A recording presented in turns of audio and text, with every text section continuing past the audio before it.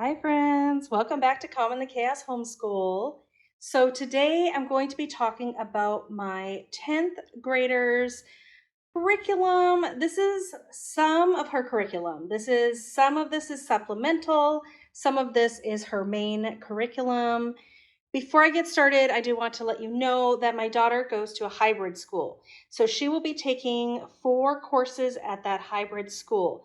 She will be taking British literature, biology, and then she has a math class, which is at her level, and she will have a language arts support class also at her level. So basically, those are the 4 credits she gets at her high school that she's currently attending.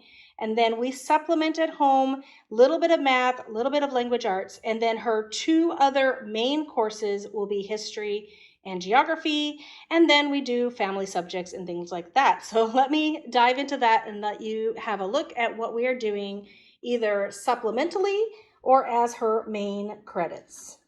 All right, so this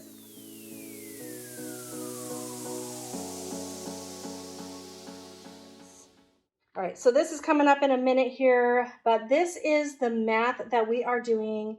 Sort of a little bit fun, supplemental. She has been really enjoying this. We started this summer and we're just going to continue with this. This is simply Charlotte Mason's Your Business Math series. It is suggested for 3rd through 6th graders. I would say go ahead and use it with middle schoolers if you want just sort of a fun review. The concept is you're setting up a store. In this case, it is a pet store, and your child will buy inventory. They will calculate how much the inventory costs. They will make sure they keep inventory in stock. They will calculate the markup prices based on how they tell you to mark it up. So it's working with addition, subtraction, multiplication of percentages and things like that. And then every month they go through process of filling orders. So they have order filling, they have adjusting inventory, they get some additional in-store sales, they have a chance card, so good or bad things happen. They pay their bills by writing some checks. They calculate sales tax. They figure out their advertising budget and order new inventory. And then finally, they make sure they fill everything out in their ledger, and then they can calculate their profit or loss for the month. And it basically goes through the 12 months of the year. So she'll probably get through about, I think, April in the summer. And she's just going to be doing this 1 day a week because she does get math homework from her math teacher. So maybe on Fridays, I will schedule a little bit of that for her. Okay, so next we have the language arts portion, just the stuff that we'll be supplementing this year. I'm letting a few things drop. We were doing Wordly Wise. I decided to let that drop because, yeah, she has a lot of work between the work here and at the school. So first of all, she is finishing up spelling UCE right now in the summer. So she's going to be moving into spelling UCF. And this has just been the spelling program we've used with her since the beginning of homeschooling. She is doing so much better with her spelling things consistently correctly. It took a long time to get to that point, and we've been working through this very slowly, but I'm very happy with the results that we've seen. So we're just going to continue with that. We probably won't even get halfway through this book just because it's probably going to happen once a week or so. So yeah, we'll be moving very slowly through that. We're going to move into Beowulf Grammar Book 2. If we could get to Book 3, I would love that, but last year we just got through Book 1. There are 4 in the set. This is also typically for 3rd through 6th grade. I would say 4th and up would be better.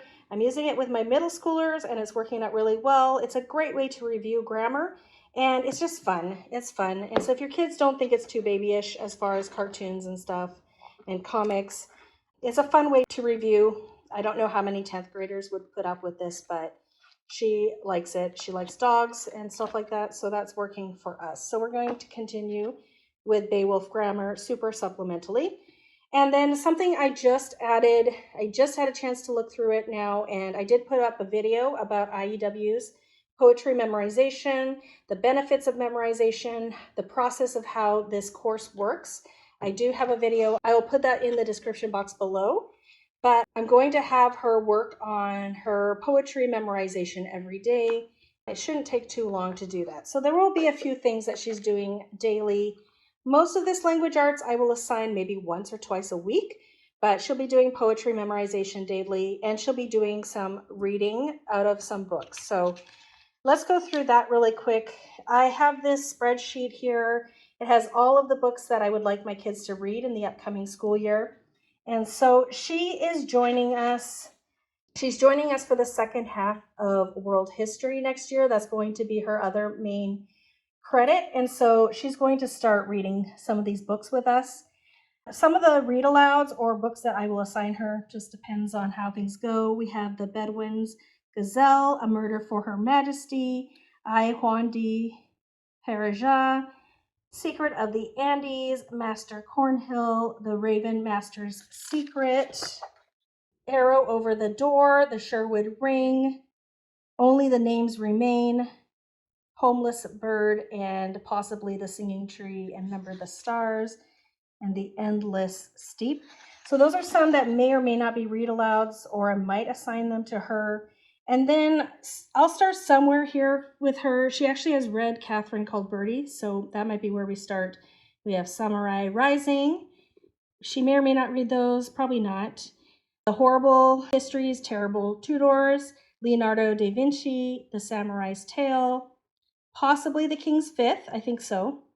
The Ghost in the Takado Inn, The Scarlet Pimpernel, Calico Bush, Blades of Freedom, Betsy and the Emperor, Nori Ryan's Song, The Good Master, Angel in the Square, Stay Where You Are and Then Leave.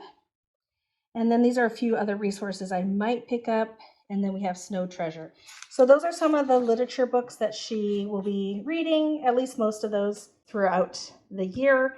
I do ask her to read for 20 to 30 minutes a day. So those are some of the readers that she'll be doing to go along with her history. So our history this year is going to be Guest Hollow, Whirlwind World History, Part 2.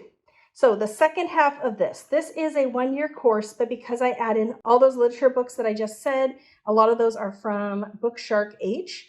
Because I add so much reading, we only do half of this course. So she's going to do half of this course. It has an online textbook. It has videos ingrained. So it has paragraph reading, and then you have videos, and you're filling out these worksheets as you go. So she will be doing that for her main history components. She'll get credit for early modern and modern world history. Now these two are sort of bonus because she's in the car with us as we drive her to her school. And so I will continue to listen to a child's history of the world. I'm mostly doing this for my middle school boys, but she'll be there. So we're going to continue with this. We are more than halfway through that. And once we finish that, I'm planning on picking up the CDs for The Mystery of History, Volume 4, and we will be listening to this in the car. So all of that will kind of work together as part of her history credit along with the literature books that I just showed you. Now her elective for this year, we're going to say, is Guest Hollows, Geography and Cultures. We have been working on this for, 3 years. So we're going into our 4th year of working on this. I do some things together as a group with my family, but she will be going through the online textbook portion. So same thing, they have an online textbook, they have a paragraph, and then they will have a video, and then they have worksheets to fill in. And I jumped around. So you will see she has some stuff completed here in the front. She has stuff completed there in the back. And we're just going to work on the stuff in the middle that we haven't done yet. So she will be working on that throughout the school year. Our focus this year will be on South America and Europe. And there will be some readers and read alouds that come from this. I just don't know exactly what they are. So that's one of her electives this year. She's doing early modern history for the other credit. Her other 4 credits are at the school. And then this stuff over here is supplementary. And then these things over here are the things we do together as a group. So I will be reading some books that Guest Hollow suggests as a group here. So I will put pictures of those books up here on the screen. And then to go along with that, we will be working on living harmonies. We just have the last term here. We will be learning about musical theater, cambia music, and Scandinavian folk music. And we'll just sort of insert those as we learn about different parts of the world, so Europe and South America. So that's something we will do just a little bit. Geography we will probably do every time we get together, which is 1 to 2 times a week at this point, so not very often, but we'll probably do that every time. We'll throw that in whenever we're hitting that area of the world.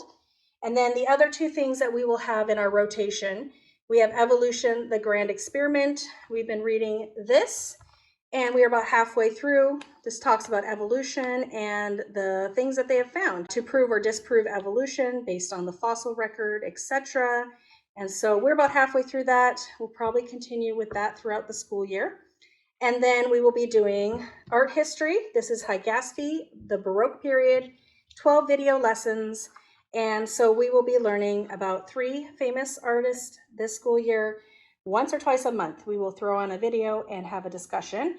And then I have a few little art things that I might throw in here and there. Maybe once a month, we'll get out and do some art as a group. But that is basically some of the stuff my 10th grader will be doing, both supplementally and as some of her main courses this school year. So thanks so much for coming today. I hope that was helpful. If you have any questions, let me know in the description box below. I will link links to everything I show here below, so take a look if you want to get more information. Thanks for coming today, and I hope to see you all in a future video. Bye, everybody.